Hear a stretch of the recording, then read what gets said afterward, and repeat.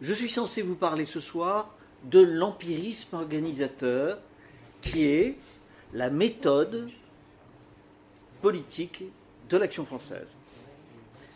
Empirisme organisateur, ça fait sérieux quand même, hein. Ça pourrait être le nom d'un système. Et de fait, de nombreux systèmes se présentent de façon similaire. Je citerai le matérialisme dialectique de Karl Marx, le positivisme logique de Bertrand Russell, le darwinisme social de Herbert Spencer, ou le socialisme humaniste de Jaurès, ou encore l'idéalisme transcendantal de Kant. C'est d'ailleurs dans cet esprit de système que la doctrine maurassienne m'a été enseignée pour la première fois à Sciences Po il y a 50 ans. En fait, cette vision des choses est trompeuse, car toute la réflexion maurassienne est étrangère à une préoccupation globalisante. Maurras a conçu sa réflexion non pas de manière philosophique ou métaphysique, mais au contraire de manière empirique. Maurras n'a jamais prétendu avoir inventé la pierre philosophale. Vous savez ce que c'est que la pierre philosophale? C'était le secret que les alchimistes prétendaient avoir découvert et qui permettait de transmuer les métaux, de transformer le plomb en or. Et bien entendu, ce secret a toujours été introuvable et ne sera jamais trouvé. Le terme d'empirisme organisateur a été employé par lui, par Maurras, de manière spontanée et après bien des tâtonnements. D'ailleurs, Maurras reconnaîtra toujours qu'il n'en est pas l'inventeur. Ce n'est pas Maurras qui a inventé l'empirisme organisateur.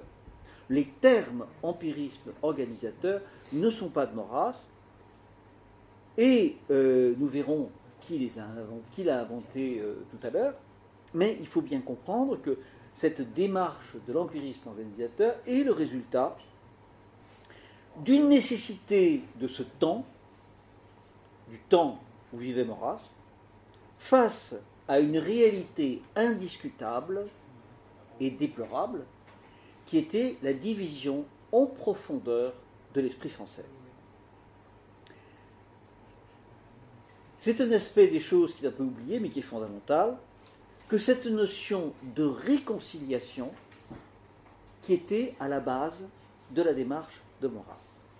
Puisque Maurras essaye de faire une démarche qui soit acceptable par tous les Français.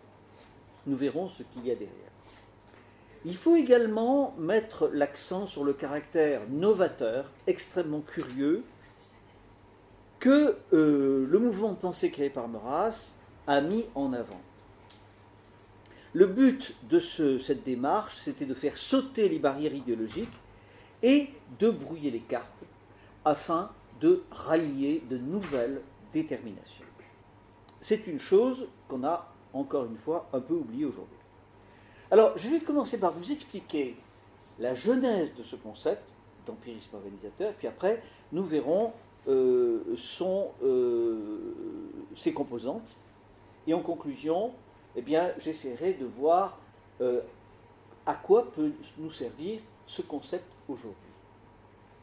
Alors, d'abord, la genèse du concept. Je vais enfin vous dévoiler le nom de l'inventeur de ce terme, de cette méthode d'empirisme organisateur. Eh bien, c'est un personnage qui s'appelait Charles-Augustin Sainte-Beuve. Qui, parmi vous, a entendu parler de Charles-Augustin Sainte-Beuve? Quand même, vous êtes très au-dessus de la moyenne française. Mais ça fait plaisir. Bon, qui était Charles-Augustin Sainte-Beuve? Il est né en 1804, il est mort en 1869, donc un an après la naissance de Maurras. Et son métier, c'était d'être homme de lettres, mais principalement critique littéraire. Maurras a considéré que Sainte-Beuve avait apporté un esprit critique essentiel par rapport aux auteurs du XIXe siècle. Et il écrit dans un ouvrage qui s'appelle « Trois idées politiques », et dans lequel il met en place cette notion d'empirisme organisateur, je cite, « La vieille France croit tirer un grand honneur de Chateaubriand, elle se trompe. La France moderne accepte Michelet comme patron, mais elle se trompe à son tour. En revanche, ni l'une ni l'autre des deux France ne nous montre un souci très vif de Sainte-Beuve. C'est encore une faute. Sainte-Beuve peut les remettre d'accord. » Alors, ça paraît extraordinaire tout ça. Qu'est-ce que ça vient faire tous ces inconnus, là, je ne parle pas de Chateaubriand, Michelet, mais enfin Sainte-Beuve, bon, ce personnage qui a vécu, pendant la première partie du XIXe siècle, et donc finalement on peut penser qu'il n'a pas laissé grand-chose. Pour comprendre ce que dit Maurras, il faut penser que Maurras, bien avant Gramsci, a compris que les choses, la clé du combat politique, se trouvait dans l'esprit public, se trouvait dans les mentalités, et que les mentalités sont déterminées par des facteurs qui ne sont pas politiques, mais qui sont culturels. Gramsci l'a exposé dans un sens marxiste dans les années 30, mais Maurras l'avait compris, je dirais, 50 ans avant au moins. Maurras est un fanatique de littérature, et il s'est intéressé à tous ces auteurs du XIXe qu'il connaissait presque, peut-on dire, par cœur. Or, Sainte-Beuve a pour métier celui de critique littéraire, et cet empirisme organisateur, il le présente comme étant sa méthode de critique littéraire. Qui est Sainte-Beuve? C'est un personnage qui n'est pas un héros, loin de là. C'est un auteur qui n'a pas... c'est un personnage qui n'a pas beaucoup de courage. Ce n'est pas un chef politique. Ce n'est même pas un grand écrivain, ni comme poète, ni comme romancier. Il a souvent des motivations mesquines, et d'ailleurs Nietzsche en a fait une critique féroce à laquelle Maurras a souscrit. Mais c'est un homme qui sait lire, qui a l'esprit clair et honnête. Il est totalement dépourvu d'esprit de secte et il aime la vérité. Donc, quand il lit un auteur, il est parfaitement en mesure de le cerner, à la fois par son personnage, par ses vices. Il découvre, il décèle les motivations personnelles des idées des gens, et il le décrit avec beaucoup de clarté. Eh bien, Maurras cite, pour parler de Sainte-Beuve, un philosophe grec qui s'appelle Anaxagore, et il dit ceci, en exergue de son livre Trois idées politiques: toutes choses étaient confuses, l'intelligence est venue les organiser. Eh bien, Sainte-Beuve, avec cette maxime, va montrer une voie qui correspond exactement à ce que le jeune Maurras ressent. Maurras est un personnage tourmenté qui a été marqué par des drames, en particulier le drame principal, c'est que, alors qu'il avait une carrière, une vie toute tracée, il voulait devenir un grand officier de marine, puis il se trouve qu'à l'âge de 14 ans, on lui apprend qu'il restera sourd toute sa vie et qu'il ne peut donc pas s'engager dans la marine et présenter le concours de l'école navale. C'est un drame pour lui qui va entraîner beaucoup de souffrances, tentatives de suicide, etc. Et il va se lancer à corps perdu dans un certain nombre de pensées. Notamment, il va devenir un partisan de Lamennais. Lamennais, si vous ne savez pas qui c'était, c'est un prêtre qui commence d'abord par être royaliste ultramontain, et puis qui ensuite se plonge dans une sorte d'idéologie romantique menée par le socialisme, une croyance au caractère divin de l'âme des peuples, et donc l'idée que le christianisme doit s'orienter dans le sens d'un don total de soi au peuple, à la volonté populaire qui est quelque chose de divin et de sacré. La volonté, le plan de Dieu pour l'amener passe à travers cette volonté populaire qui s'exprime par les élections, etc., et par les révolutions. Et Maurras va donner là-dedans, va donner dans cette pensée.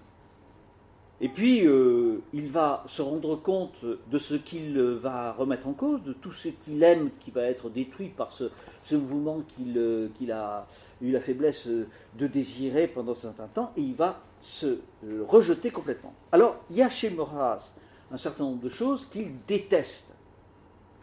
Une chose qu'il déteste, c'est d'abord les aristocrates qui s'accommodent de la décadence. Un aristocrate qui s'accommode de la décadence, pour lui, il n'y a rien de plus mortel. Et c'est pour cela que Maurras va critiquer avec beaucoup de dureté Chateaubriand, parce que Chateaubriand, en fait, fait semblant de soutenir l'ancienne monarchie, tout en se satisfaisant très bien de sa chute. Chateaubriand prétend être un défenseur de l'ordre, mais en réalité, Chateaubriand je dirais presque, j'emploierais même un mot étrange, mais il jouit de la destruction de ce qu'il aime, dans une delectatio morosa, n'est-ce pas, qui le porte très haut, puisqu'il est le dernier représentant et le plus éminent d'un monde qui disparaît. Maurras a une hostilité très grande pour cette attitude décadentiste de Chateaubriand. Et deuxièmement, il déteste encore davantage tous les mystiques irresponsables qui utilisent leur vision personnelle du divin pour en user comme de la dynamite et détruire le monde qu'on a mis tant de peine à construire. Le christianisme socialisé, ce que Chesterton appelait les idées chrétiennes devenues folles, eh bien, Maurras déteste ça plus que tout au monde. Et qu'est-ce qu'il aime, Maurras ? Eh bien, il aime celui qui observe et voit juste, indépendamment de tout présupposé, celui qui sait raison garder, celui qui accepte le réel, notamment dans ses aspects les plus clivants, et surtout, celui qui cherche à réunir autour de biens indiscutables et communs ce qu'il appelle globalement l'ordre. L'ordre qui permet la conservation, la perpétuation des valeurs, la perpétuation de tout ce qui mérite d'être conservé, l'harmonie, la beauté, hein, la musique, la littérature, la langue, tout ça, ça a besoin d'ordre. Et l'ordre, il est nécessaire de restaurer un ordre pour que tout ça puisse être arrêté sur la voie de la décadence que Maurras perçoit très bien.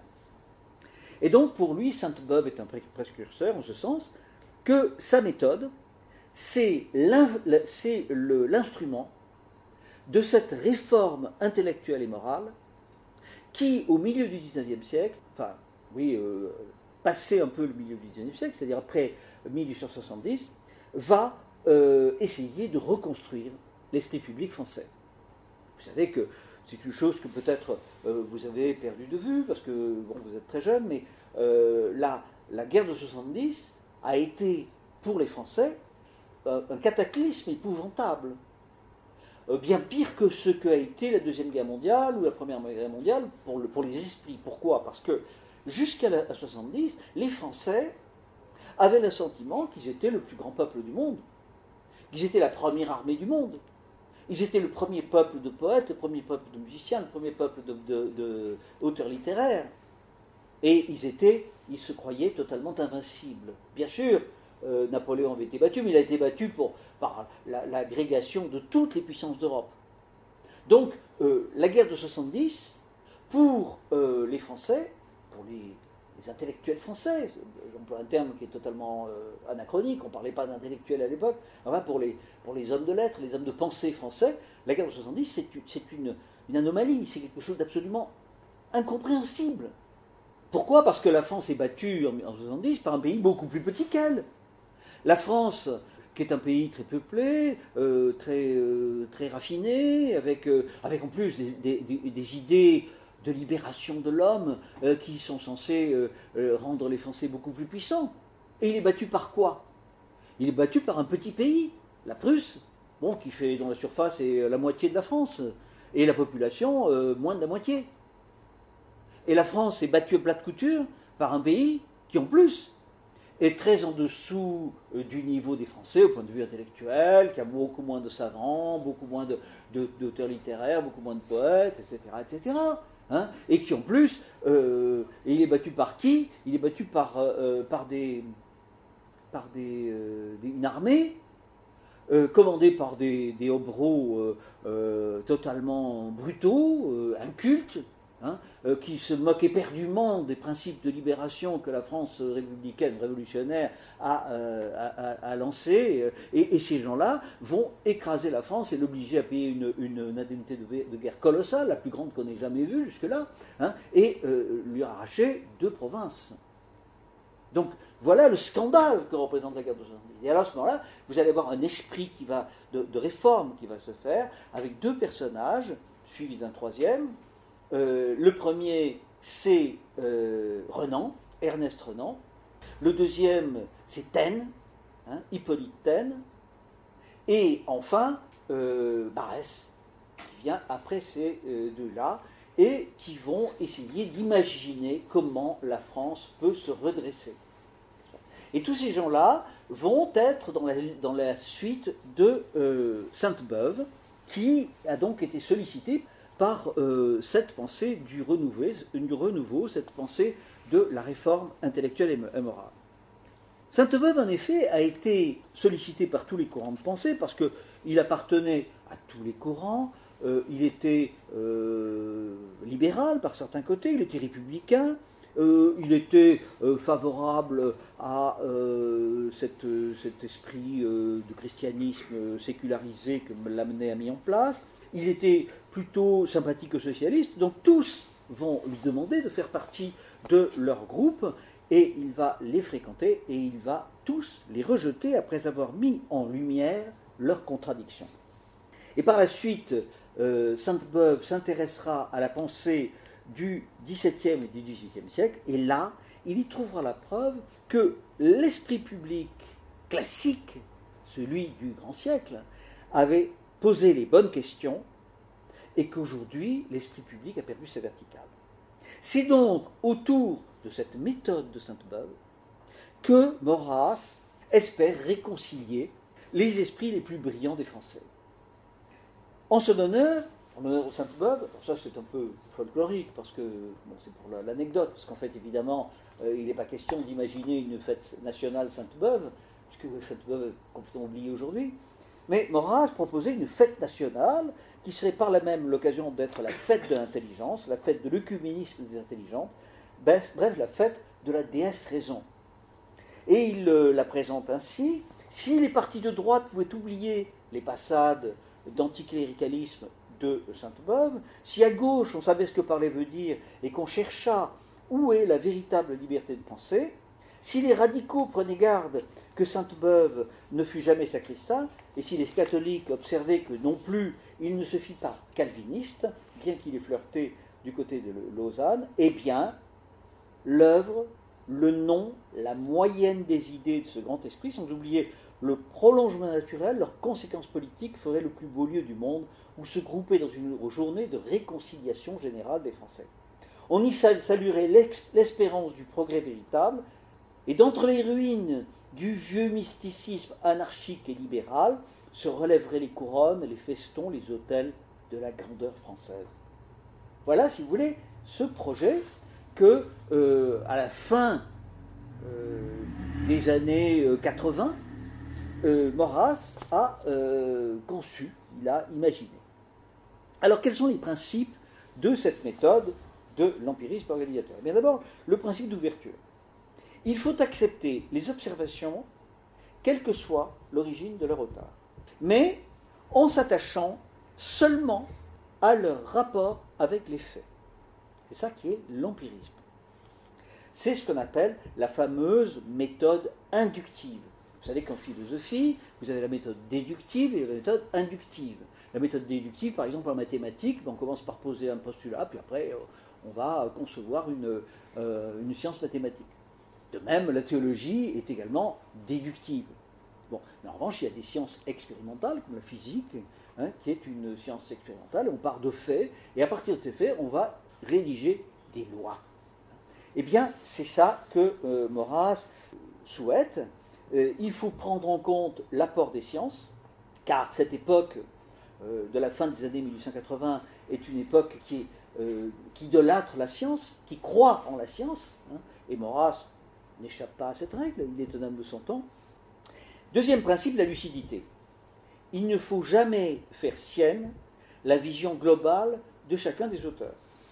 Un auteur a fait une observation, cette observation est juste, bon, il faut en tenir compte, mais c'est les leçons, les partis pris, les lubies, les motivations personnelles de ces auteurs, on n'en tient pas compte. Il faut donc faire un tri. Par exemple, Maurras aura des mots très ironiques sur Auguste Comte, sur Renan ou sur Taine, et il se sépare d'eux sur certains sujets. Troisième principe, le finalisme. Toutes ces informations que l'on va recueillir de l'expérience, elles doivent être faites dans un but qui est la restauration de la société sur des bases hiérarchiques dans le respect de l'héritage commun. Et enfin, la rationalité, ne jamais quitter la mesure rationnelle des possibles. Et il place sa première étude, ce livre Trois idées politiques, sous l'égide de la statue intacte de cette déesse raison, armée de la pique et du glaive, sainte d'Olivier Clerc, ancienne présidente de nos destinées nationales, puisque vous savez que la devise politique des rois de France, il faut toujours raison garder. Et tout ça, eh bien, c'est la proposition que la première action française va faire en matière de méthode politique. Maurras nous dit, l'action française n'avait rien prétendu inventer, elle s'était contentée de faire la synthèse et d'être le confluent de tout ce que le XIXe siècle avait élaboré de positif et de constructif, de Maistre et Bonald à Auguste Comte, de Leplay à Taine et Renan et à Barrès. Et il précisait, alors ça c'est également très important, que ce que nos ancêtres ont fait par continuité et par sentiment, il faudra le poursuivre nous-mêmes avec l'assurance et la netteté scientifique, par raison et par volonté. C'est un point très important parce que qu'est-ce que ça veut dire ? Ça veut dire que l'action française ne se contente pas de la tradition. Ce que nos ancêtres ont fait par continuité et par sentiment. C'est-à-dire que la tradition, c'est une chose qui donne une force énorme. C'est formidable, la tradition. Quand vous avez une tradition vous inscrivez dans une tradition, vous n'avez pas besoin de réfléchir. Il suffit de faire comme on a toujours fait. Vous savez, dans les sociétés, la tradition, ça agit un peu de la même façon que le zen, que vous savez, la concentration qui est obtenue dans les arts martiaux, vous allez avoir vous allez être possédé par un geste qui a été répété un tel nombre de fois que vous le faites sans y penser. Il n'y a pas la synapse de la pensée. Le réflexe commande directement au muscle. Et c'est pour ça, c'est ça qui fait qu'on fait de bons escrimeurs, de bons karatékas, etc. Et les Japonais ont théorisé tout ça. Mais la tradition, c'est pareil. La tradition, elle n'exige pas de délibération. On ne perd pas le temps de la délibération. Bon, cela dit, donc c'est ça que Maurras appelle par continuité et par sentiment. Seulement, le problème, c'est que la tradition, elle a été remise en cause par toute une démarche intellectuelle qui a commencé à partir du XVIe siècle, et je vous en ai parlé la semaine dernière, et donc il est nécessaire de reconstruire et de reconsolider la tradition en faisant introduire l'esprit critique et la raison et la volonté. La tradition n'a pas besoin de la volonté. Mais en revanche, quand vous voulez recréer une tradition, que vous voulez reconstruire une société qui s'est détruite, eh bien vous avez besoin de la volonté. Sans la volonté, vous ne pouvez rien faire. très important de comprendre cette notion de volonté dans la tradition. Ajouter donc quelque chose à la tradition. Et Maurras ajoute, en accordant à leur personne, aux ancêtres, un respect pieux, l'esprit critique se réserve d'examiner les œuvres et les idées. Parce qu'il y a des traditions qui ont vieilli, hein, et qu'il faut remettre en cause d'une certaine façon. Mais donc, cet esprit critique doit voir clair, et il doit être aveugle à rien. Il ne doit jamais vouloir éliminer une solution sous prétexte qu'elle vient du passé. Maurras dit que les révolutionnaires nous disent du passé faisons table rase, et il ajoute « Je hais ce programme de l'amnésie, non, point de table rase, cependant libre voie ». Donc Charles Maurras s'inscrit ainsi de plein droit dans la tradition contre-révolutionnaire française. Et pour Maurras, il faut amener l'action française à la contre-révolution et la contre-révolution à l'action française. Mais cela, il va le faire par un agrégat d'auteurs, de pensées qui sont celles de son temps et une sédimentation d'idées qui sont venues d'origines très diverses. Maurras aimait à dire « je ne suis qu'un perroquet ».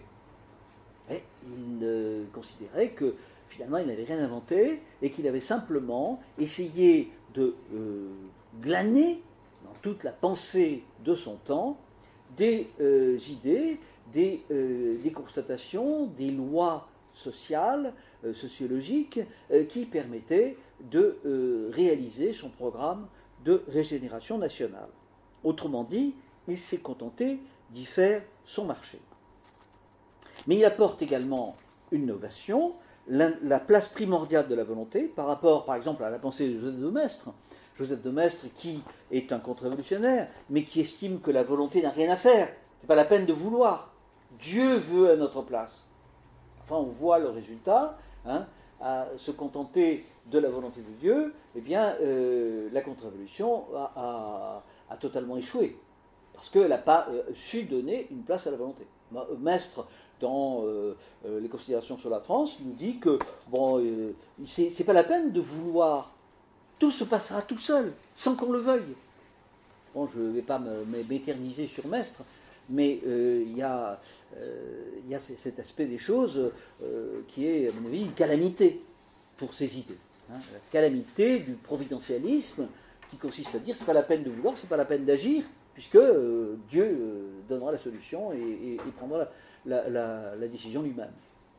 Alors, ça c'est la première chose. La deuxième chose, c'est que Maurras, et ça c'est une chose qui lui a été reprochée, mais alors de façon terrible, Maurras considère que l'empirisme organisateur suppose qu'il faut, dans un premier temps, écarter la transcendance. Oui, qu'est-ce que c'est que la transcendance? La transcendance, ça consiste à dire qu'il y a un principe originaire de toute chose qui préside au déroulement de tout ce qui se passe, et que c'est par là que va passer toute démonstration et toute conviction. Bien sûr, Maurras reconnaît que la source de l'autorité dans un gouvernement traditionnel est toujours une force extérieure et supérieure au pouvoir qui est le sien. C'est toujours de cette source, de cette forme extérieure qui transcende le domaine politique que les autorités tiennent leur autorité, c'est-à-dire leur légitimité. Seulement, Maurras constate que malheureusement, cette hétéronomie, l'hétéronomie, c'est ce que je veux dire, c'est cette transcendance. Il y a une source du pouvoir qui est extérieure au pouvoir et dans lequel le pouvoir trouve sa source. Cette hétéronomie, elle est brouillée, elle est devenue incompréhensible. Et si on veut gagner, si on veut restaurer l'ordre, il faut faire appel à la compréhension, au raisonnement, à ce que les Grecs appelaient peito, c'est-à-dire la persuasion. Et vous n'allez pas persuader les gens en disant bah ouais c'est comme ça, Dieu l'a voulu, il faut restaurer le roi parce que Dieu l'a voulu. Parce que les 4/5 des Français ne marcheront pas. C'est tout. Et Maurras le constate. Il le constate parce que ce sont les faits. Et Maurras nous dit le principal bienfait d'une propagande monarchiste établie sur le salut public est d'identifier au-dessus des partis concurrents des confessions rivales au-dessus de tout ce qui divise, l'identité du principe royal et du principe national. Et cette œuvre permettra de réaliser une fusion qui fera de la force. Et pour cela, évidemment, il faut toujours que tout soit cousu et relié par la raison. Maurras invoque la déesse raison. Bien entendu, Maurras ne croit pas qu'il existe effectivement une déesse raison. Et c'est un symbole. Alors je vous lis ce qu'il écrit. Au début de mes idées politiques, c'est l'invocation à Minerve. Ton histoire, ô déesse, te révèle l'ami de l'homme. De tous les animaux qui étaient épars sur terre, tu connus qu'il était sans comparaison le plus triste. Et tu choisis ce mécontent pour en faire ton préféré. Déesse, tu rendis sa mélancolie inventive. Il languissait, tu l'instruisis, tu lui montras comment changer la figure d'un monde qui lui déplaît. Que de jouets tu fis descendre de la tête de Jupiter. Les poètes n'ont oublié ni le feu de ton Prométhée, ni l'olive athénienne, ni les ruses de guerre suggérées au héros Ulysse, bien sûr. En conclusion de cette invocation à Minerve, Maurras lance l'envoi. Déesse amie de l'homme, ton charme seul est apte à nous introduire au divin. Eh bien, Maurras propose d'utiliser cette raison pour élaborer et utiliser des concepts d'observation critique. Comment doit-on trier dans les observations ? Eh bien, il y a des expériences qui sont des réussites et il y a des expériences qui sont des erreurs, n'est-ce pas ? Eh bien, il faut tenir compte des erreurs et des réussites du passé pour en tirer des conséquences de l'évolution de la situation présente. Réconcilier ainsi la tradition et la politique pour faire de cette dernière une science. C'est-à-dire donc la mise à profit des bonheurs du passé en vue de l'avenir que tout esprit bien né souhaite à la nation. Voilà, si vous voulez, tout est résumé, c'est l'empirisme, l'observation et l'analyse des faits. Caractère novateur, établir des principes politiques nouveaux et les établir de manière qu'ils soient inébranlables, c'est-à-dire les fonder sur les mêmes bases qui supportent les sciences inébranlées. Voilà le projet que Maurras avait à 24 ans. Mettre ainsi la science de son côté. Voilà l'idée de Maurras, parce que cette époque-là, c'est une époque qui est, dans laquelle on croit à la science, on a foi en la science. Aujourd'hui, on a moins foi à la science. Mais la science, elle tourne toute seule sans qu'on ait besoin d'avoir la foi en elle. Et donc, la déduction que l'on fait est la suite naturelle des inductions bien faites. Donc l'idée de Maurras, c'est avec une fois constaté ce qui est bon, ce qui a réussi, il faut réorganiser. Et réorganiser à partir d'une véritable science politique. Maurras nous dit, il faut prendre le mot scientifique dans un sens strict, l'astronomie, la physique, la chimie, la physiologie, cherchent et trouvent les lois des apparences qu'elles étudient. Il faut examiner comment elles s'y prennent pour cela, et cette étude faite fonder de la même manière une science de la vie supérieure de l'homme. Cette science sera comme les autres relative à des apparences, mais ces apparences seront comme les autres reliées par des lois. Vous voyez, ça, c'est une vision des choses qui est, disons, empirique. On ne va pas chercher à connaître l'essence des choses.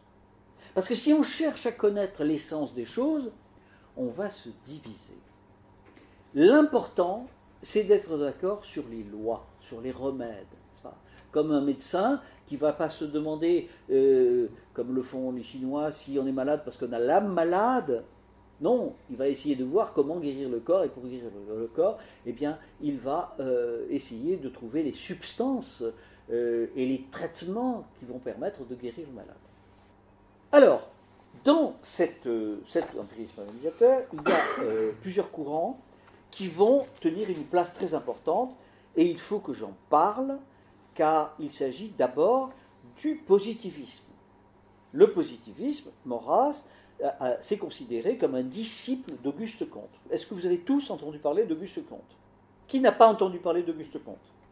Bon, alors, très brièvement, Auguste Comte est un auteur, était un professeur répétiteur à l'école polytechnique, qui a considéré la société à partir de la science, de cette science dont il espérait tout, et il a, à partir de là, il a essayé de créer une philosophie nouvelle, et presque, je dirais, une religion nouvelle. Maurras n'a jamais adhéré à cette religion nouvelle, et au contraire, il a eu des mots assez ironiques sur le côté secte d'Auguste Comte. Enfin, Auguste Comte a fait des observations très intéressantes, et il a, nous le verrons, fait des critiques très fortes sur le caractère totalement irrationnel de toutes ces théories que je vous ai expliquées la semaine dernière, notamment le contrat social. Il a repris toutes les théories, toutes les observations de Bonald et de Maistre sur le contrat social, sur l'individualisme fondateur, sur le refus de la nature sociale de l'homme, etc., etc. Et donc, Maurras a trouvé chez Comte un antidote contre cette pensée de Lamennais, cette pensée, je dirais, qu'aujourd'hui on pourrait appeler progressisme. Bien que ce ne soit pas tout à fait la même chose, toute chose étant égale par ailleurs, Lamennais, c'est un précurseur du progressisme chrétien. Voilà. On peut dire les choses grosso modo comme ça. Alors, quelle est cette composante positiviste? Eh bien, elle est très importante dans la vision maurassienne.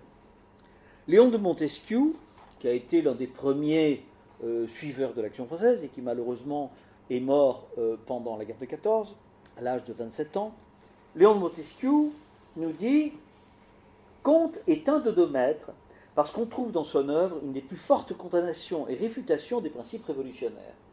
S'appuyant sur la formule de Comte « Les morts gouvernent les vivants », Montesquieu dénonce les mesures ou les lois révolutionnaires qui ont tendu, dénonce les mesures ou les lois révolutionnaires qui ont tendu ou qui tentent à entraver ou à rompre cette continuité.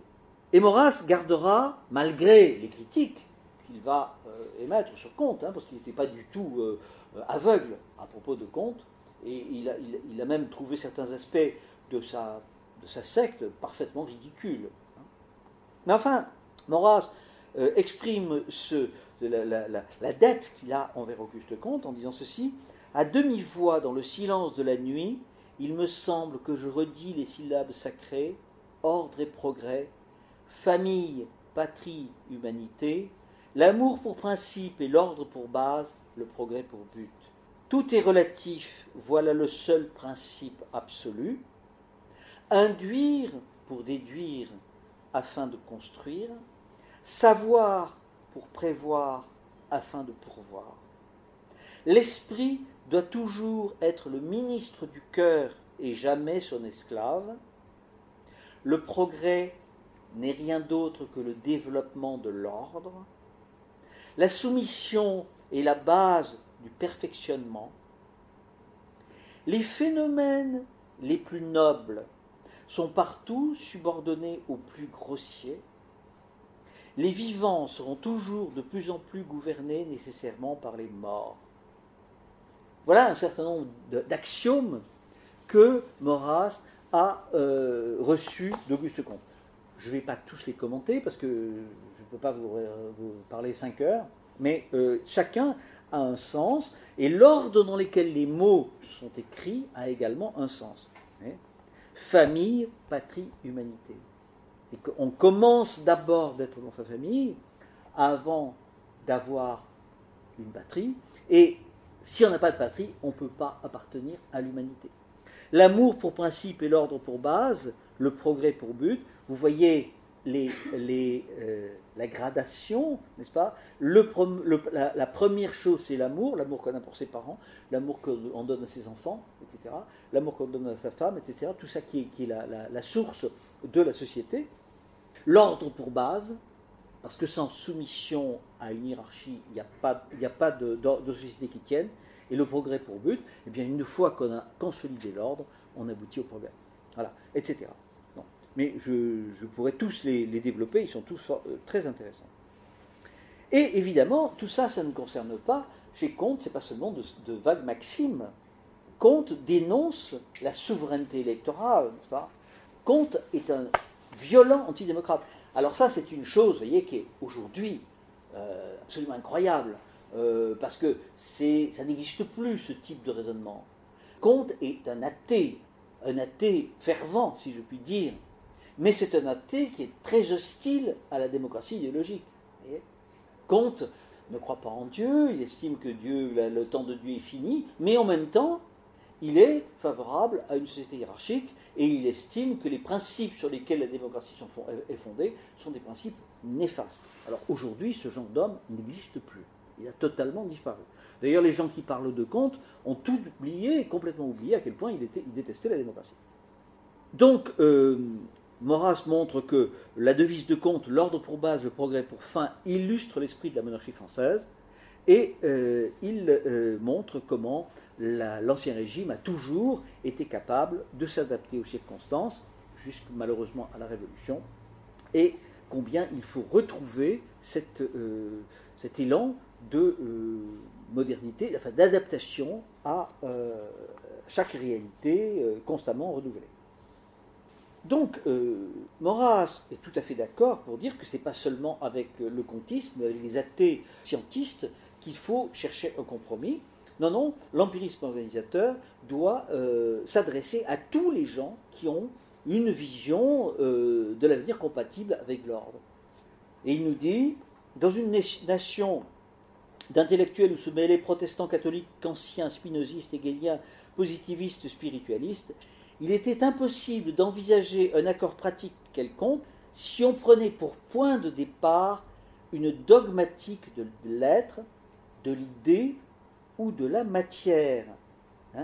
Dogmatique de l'être, de l'idée ou de la matière. C'est les trois grands courants philosophiques.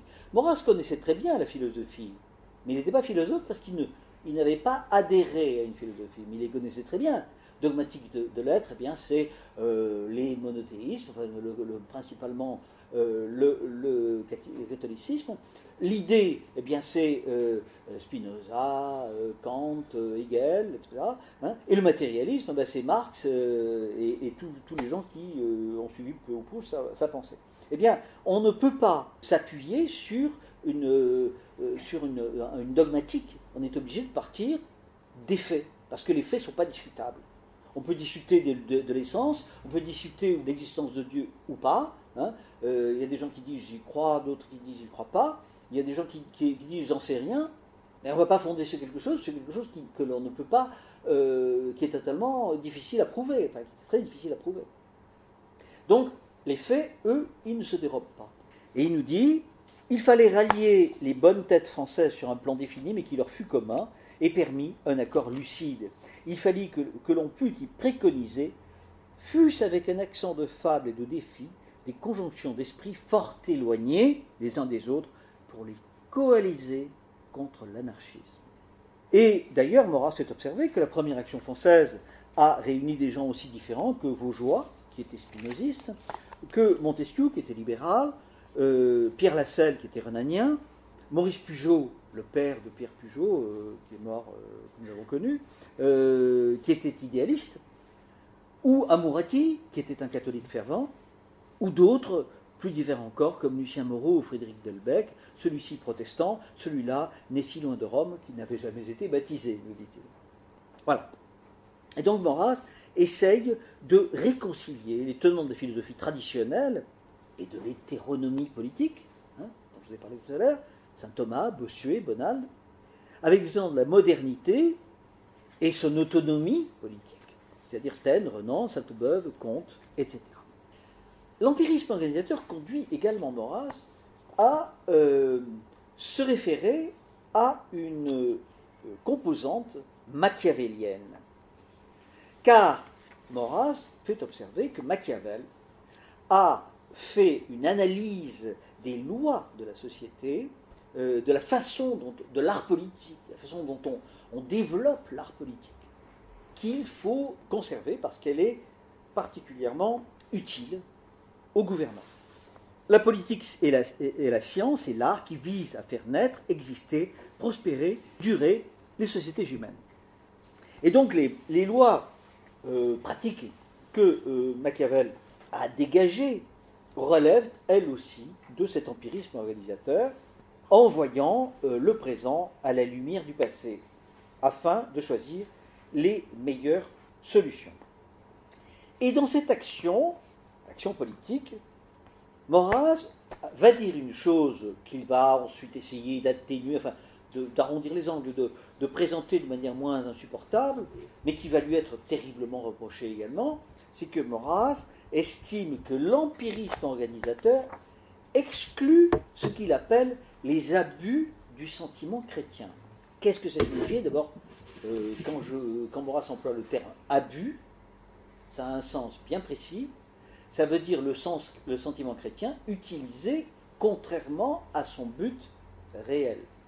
Et qu'est-ce que c'est que ces abus du sentiment chrétien? Eh bien, c'est le fait de faire privilégier les bons sentiments sur les nécessités du politique. Et là, aujourd'hui, malheureusement, je dois vous dire que nous avons un exemple absolument sidérant des abus du sentiment chrétien, avec les principes qui ont été développés par les papes depuis déjà fort longtemps, mais alors d'une manière totalement inouïe jusqu'ici, par le pape François actuel.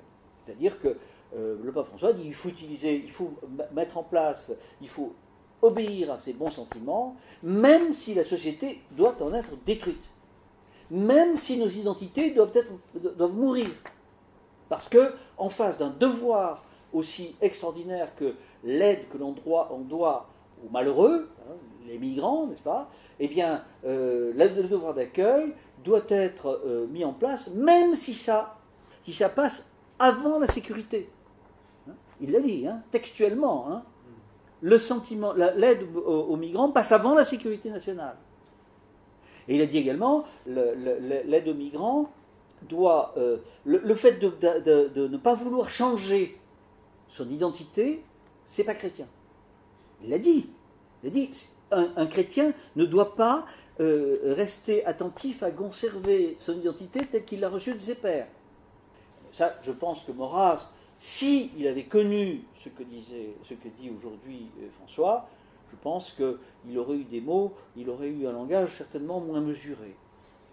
Parce qu'il ne pouvait pas imaginer une chose pareille. Il ne pouvait pas l'imaginer parce qu'en fait, il avait sous les yeux un catholicisme qui n'avait jamais tenu ce type de raisonnement. Maurras disait nous ne sommes pas des gens moraux, mais quand il disait nous ne sommes pas des gens moraux, ça ne voulait pas dire nous sommes contre la morale, nous sommes immoraux, ça veut dire qu'on n'applique pas à la politique les principes de la morale. Parce que si vous appliquez les principes de la morale à la politique, eh bien, vous êtes perdu d'avance. De même qu'une entreprise qui appliquerait les principes de la morale individuelle, bien sûr, à l'économie, eh bien, elle serait très, très rapidement mise en faillite. N'est-ce pas ? Et Maurras constate que le catholicisme n'est jamais tombé dans cet abus des sentiments chrétiens. Il montre que le catholicisme a su générer de l'ordre et organiser l'idée de Dieu en lui ôtant ce qu'il appelle le venin. Parce que Maurras, comme beaucoup d'auteurs, se méfie du monothéisme. Pourquoi ? Parce qu'il dit le monothéisme, c'est très bien, mais le problème, c'est que ça peut très facilement tourner à l'anarchie, puisque quand on a un contact personnel avec Dieu, eh bien, on a tendance à ne pas obéir aux gens, aux hommes, aux simples hommes qui sont au-dessus de vous. Et c'est ainsi que d'ailleurs les religions monothéistes, le judaïsme et l'islam, mais c'est encore beaucoup plus vrai pour l'islam que pour le judaïsme, sont des sociétés qui vivent dans le désordre permanent, dans la révolution permanente. Vous savez qu'il y avait un philosophe arabe qui disait « Dieu n'a jamais voulu que les rois, qu'une dynastie dure plus de 3 générations. » Parce que, évidemment, la première génération, c'est la génération du conquérant, la deuxième, c'est celle de l'organisateur, et le troisième, eh bien, il va dilapider. Et après ça, il va y avoir des gens qui vont invoquer le nom de Dieu pour le renverser. Et c'est ainsi que toute l'histoire du monde musulman est une suite de révolutions, avec des sectes toujours plus extrémistes les unes que les autres. Vous savez, Al-Qaïda et l'État islamique, ce n'est rien d'autre que la reprise de ce qu'ont été les Almoravides, les Almohades, toutes ces sectes, les Wahhabites, toutes ces sectes qui se sont révoltées contre toute autorité. C'est pour ça qu'il n'y a pas de civisme dans les pays musulmans. Pour les Juifs, c'est un petit peu différent. Les Juifs ont toujours été très très hostiles à tout pouvoir lorsque ce n'était pas un pouvoir juif. Et donc, les Juifs, au nom de leur identité juive et de leur conception de Dieu, que Maurras n'a pas toujours très bien comprise, d'ailleurs, je crois, eh bien, ils passent leur temps à contester toute légitimité à toute autorité. Maurras, donc, estime que le monothéisme contient des dangers, mais il constate que l'Église catholique, elle, n'a pas donné de place à ce danger, en sachant toujours discipliner les gens par une théologie, par une casuistique, par une éthique très précise et un art de vivre codifié dans tous ses détails. N'est-ce pas ? Et donc, Maurras considère que le catholicisme est une source indispensable, qu'on ne peut rien faire sans les catholiques. En 1906, il écrit à son maître, l'abbé Penon, qui deviendra évêque de Moulins par la suite, « On ne peut rien faire sans l'Alliance catholique et je doute que les catholiques seuls puissent se rendre maîtres de l'opinion. » Et donc, Maurras essaye de réconcilier les catholiques et les incroyants, les athées, tous les gens qui ne croient pas en Dieu. Et Maurras estime également que l'empirisme organisateur doit conduire à une vision religieuse du monde. Même si elle ne passe pas forcément, elle ne peut pas toujours passer par le catholicisme, eh bien, Maurras estime qu'on ne peut pas être vraiment un homme d'ordre si on n'a pas l'esprit religieux. C'est-à-dire si on ne donne pas une valeur sacrée à la relation qui nous unit à nos ancêtres et à nos descendants. Et enfin, il y a la nation. Eh bien, la nation, c'est également une réalité que l'empirisme organisateur permet d'évaluer à son juste niveau. Il dit l'idée de nation n'est pas une nuée, elle est la représentation en termes abstraits d'une forte réalité. C'est le plus vaste des cercles communautaires qui soit. Brisez-le et vous dénudez l'individu, il perdra toute sa défense, tous ses appuis, tous ses concours. Libre de sa nation, il ne sera ni de la pénurie, ni de l'exploitation, ni de la mort violente. Et Maurras vante cette attitude de dévouement à la nation qui dépasse une vision moralisante du monde. Et il nous dit, à la beauté la plus parfaite, au droit le plus sacré, Rome savait préférer le salut de Rome, la gloire des armes romaines, et non content de l'en absoudre, le monde ne cesse de lui en témoigner de la reconnaissance.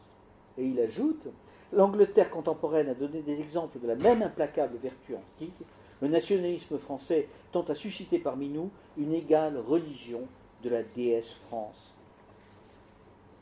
Il est temps de conclure, et je vous ai expliqué comment Maurras avait conçu cet outil, cette méthode politique à la fin du XIXe siècle. Qu'en faire dans le monde d'aujourd'hui ? Eh bien, c'est un sujet dont on peut débattre et sur lequel vous tous, si vous voulez bien réfléchir, vous aurez votre mot à dire. Dans le monde où nous vivons, les hommes de lettres et les penseurs ne font plus l'avenir. Maurras a prophétisé cette réalité dans un livre qui s'appelle L'avenir d'intelligence. Quand il dit intelligence, c'est bien sûr le monde de l'intelligence. Et il montre comment, en fait, l'argent n'accepte pas la pensée libre. Et les élites traditionnelles, ce que Maurras estimait être une source d'ordre, c'est-à-dire ce qui avait encore en son temps une certaine valeur, c'est-à-dire une certaine aristocratie, une certaine grande bourgeoisie, eh bien la majorité, pas la totalité, mais la majorité de ces élites traditionnelles ont rallié l'oligarchie de l'argent, la plutocratie. D'autre part, l'expérience même de l'empirisme organisateur nous apprend qu'une société, dans l'état de déréliction où nous sommes, ne survit que par sa supériorité technique, qui est elle-même, malheureusement, en déclin. D'autre part, Maurras comptait sur les autorités du catholicisme, la papauté, n'est-ce pas, en particulier, pour aider à la reconstruction de cette société. Malheureusement, les autorités catholiques, à la suite de toute une évolution qui a duré depuis 1892, enfin même avant, mais qui, par un certain nombre d'étapes, surajoutées les unes aux autres, l'Église catholique a versé à fond dans ce christianisme sécularisé que Maurras détestait tant. Et malheureusement, je suis obligé de dire que quand Maurras disait « par-dessus tous les espaces, la papauté », hélas, hélas, hélas, aujourd'hui, la papauté ne s'est plus rangée du même côté. Le monde de l'argent s'est rangé du côté des ennemis de l'Europe et de la France, de manière indiscutable. C'était prévisible, Maurras l'avait prévu, mais c'est malheureusement un fait. Maurras nous donne des explications sur la façon dont on peut susciter la division dans le monde de l'argent et peut-être, dans certains cas, en retirer de la force. Donc, il n'y a pas de quoi être optimiste. Mais il y a tout de même des motifs d'espérance. Et je ne vous cache pas que je suis quand même beaucoup plus âgé que vous, et ces motifs d'espérance, je ne les connaissais pas il y a 50 ans. Ils n'existaient pas. Il aurait été vraiment très difficile de les trouver. Or, ils ont germé et ils ont fini par apparaître. Eh bien, d'abord, il y a un nombre de penseurs de plus en plus grand qui remettent en cause le système. Je citerai par exemple Michel Onfray, Finkielkraut, Zemmour, Michéa, tous ces gens qui n'ont rien pour être nos amis, mais qui pourtant développent des idées qui ne font pas de cadeau au système et qui le remettent en cause. Eh bien, il convient de voir que, bien sûr, ce n'est pas pour autant qu'ils vont se rallier à la F ni à la monarchie, bien sûr. Mais ils se rapprochent de la pensée maurassienne. Eh bien, il convient, à l'égard de ces courants de pensée, de se montrer plus ouverts, plus originaux. Savoir tirer des observations qui sont faites par tous ces auteurs, de quoi en faire notre miel. Et ainsi, de pouvoir mener et faire grossir la révolte. D'autre part, le système existant ne propose aucune solution aux impasses que chacun peut apercevoir. L'environnement, la démographie, le scolarité social, la fin du travail. Et vous voulez, quand j'ai passé ma licence, il y a bientôt 50 ans, eh bien, pas loin, toutes les entreprises de la région avaient noté ceux qui avaient réussi les examens, et tout le monde recevait une lettre, nous disait on vous propose un poste. Oui. On avait une dizaine, une vingtaine de lettres dans sa boîte à lettres. Je ne pense pas que c'est toujours comme ça aujourd'hui. Non, c'est l'inverse, nous on envoie 20 lettres dans chacun de... Exactement, et on ne reçoit pas de réponse. Non, mais bien sûr, le monde a changé. Et aucune solution n'est apportée. Comprenez que dans ce système des années 60, où on avait devant soi un monde, apparemment, un avenir de prospérité, d'opulence, eh bien, aujourd'hui, vous n'avez malheureusement pas devant vos yeux le même panorama. Et je pense que vous n'aurez aucun mal à en convaincre les gens de votre génération. Il y a là donc une brèche ouverte. Et un autre aspect qui n'existait pas à l'époque, c'est que l'opinion publique tient le pouvoir dans un mépris bien plus grand que ce n'était le cas il y a un siècle. Car il y a un siècle, le pouvoir était le pouvoir. on avait confiance dans le pouvoir. On avait confiance dans ce que disait le discours des hommes politiques. Aujourd'hui, il suffit de voir ce que les médias appellent la théorie du complot. En fait, c'est simplement que les Français ne croient plus ce que disaient les hommes politiques. Ils disent c'est la théorie du complot. Ben non, ça montre simplement que le peuple français ne croit plus du tout ce qu'on lui raconte. Donc il y a un moment où tout cela se traduira en action, où on pourra faire déclencher l'étincelle. Il suffit d'un accroc économique pour te remettre en cause. Encore, faut-il faire de la force et s'en servir. Et je conclurai sur une citation de Maurras, qu'on a coutume de citer en l'occurrence. « Quand une idée est vraie, comment ferait-elle pour ne pas aboutir ? Ses ennemis même travaillent à sa réalisation, et le diable lui aussi lui apporte sa pierre. Tout lacère, les échecs, les épreuves, les assauts, les ennemis victorieux, les replis imposés. Les blessures graves ou sensibles. Disons-nous chaque soir que la nuit qui descend peut porter dans ses plis la conjoncture salutaire qui, une fois donnée, peut renverser la mécanique de nos malheurs. Donc l'occasion est possible, mais seulement il faut faire tout pour répondre aux occasions. Et qu'est-ce que faire tout ? Eh bien, c'est organiser. De l'espérance se déduit le devoir de l'organisation. C'est encore faire reprendre vie à toutes les réalités de la nation, c'est-à-dire recréer des familles françaises. Je vous remercie de votre attention.